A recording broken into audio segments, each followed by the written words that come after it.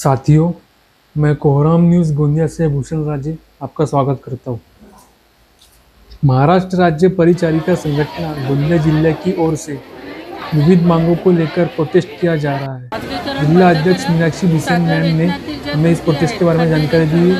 आइए उनको सुनते हैं। पूर्ण करा।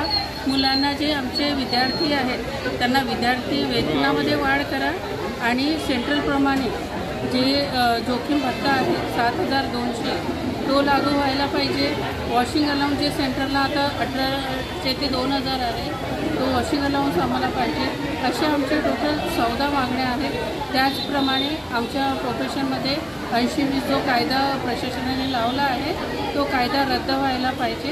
अशा 14 मेन मागण्यांना घेऊन आम्ही या संपात उतरलेलो आहे। प्रशासनाने आज 6 दिवस होऊनही आमची कुठली दखल घेतली नाही, म्हणून आम्ही आज 6 दिवस झाले आणि यापुढे पण बेमुदत आमचं काम बंद आंदोलन आम्ही असं सुरू ठेवणार आहे। तरी प्रशासनाला अशी विनंती आहे की त्यांनी आमच्या मागण्याकडे जरा लक्ष द्यावं आणि पाठपुरावा करून योग्य त्या मागण्या आमच्या पूर्ण कराव्या, अशीच एक विनंती प्रशासनाला आम्ही करतो आहे। कारण रुग्णसेवा विस्कळीत करणं आम्हालाही बरोबर वाटत नाही, परंतु आज 2022मध्ये आम्ही जे आंदोलन केलं होतं तेव्हा प्रशासनाने आम्ही लेखी दिलं होतं, आश्वासन दिलं होतं की आम्ही 1.5 महिन्यात तुमच्या मागण्या पूर्ण करू। पण आज 3 वर्ष होऊनही त्यांनी त्या मागण्या पूर्ण केल्या नाही। त्या कारणाने आम्ही इथे आज संपात उतरलेलो आहे आणि हा संप आम्ही असाच चालू ठेवणार जोपर्यंत आमच्या मागण्या पूर्ण होतील। धन्यवाद। अजून कोणी आहे का बोलणार?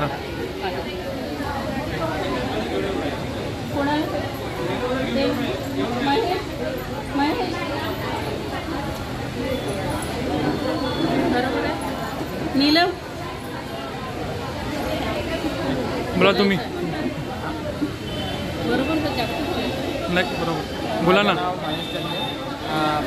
गोंदिया परिचारिका महाराष्ट्र राज्य परिचारिका संघटना जिल्हा गोंदियाकडून आम्ही हा संप पुकारलेला आहे। एक दिवस आम्ही निदर्शने केले आणि त्याच्यानंतर बेमुदत संप पुकारलेला होता। त्याच्यामध्ये आमच्या प्रमुख मागण्या आहेत की 80-20 आहे तो रद्द करण्यात यावा।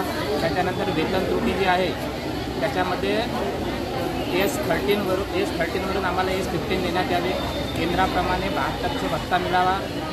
1800 रुपये गणवेश भत्ता मिळायला पाहिजे, जो की शासनाला मिळत आहे। समान वेतन समान कामचा जो GR आहे तो जर सेंट्रलला लागू आहे तर स्टेटला का बरं नाही, अशा आमच्या मागण्या आहेत। त्यानंतर या मागण्यावर शासनाने आमच्यावर काही कारवाई करण्याचे ठरवलेलं आहे। आमचे टर्मिनेशन लेटर काढत आहे।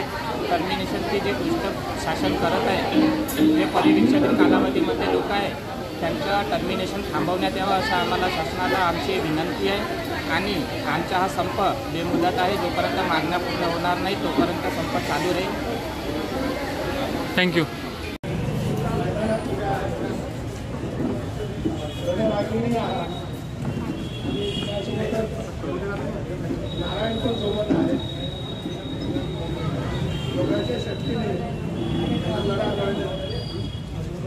त्यासाठी लढत आहोत, खूप आनंदाची बाब आहे।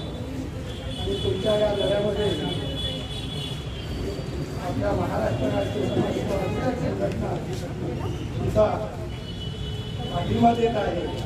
आम्ही पाठिंब्याचं पत्र जिल्ह्याच्या अध्यक्ष मॅडम यांना सुपूर्द करत आहोत।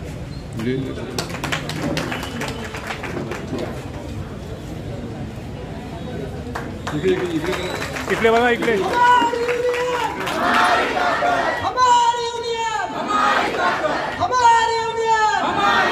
हम सब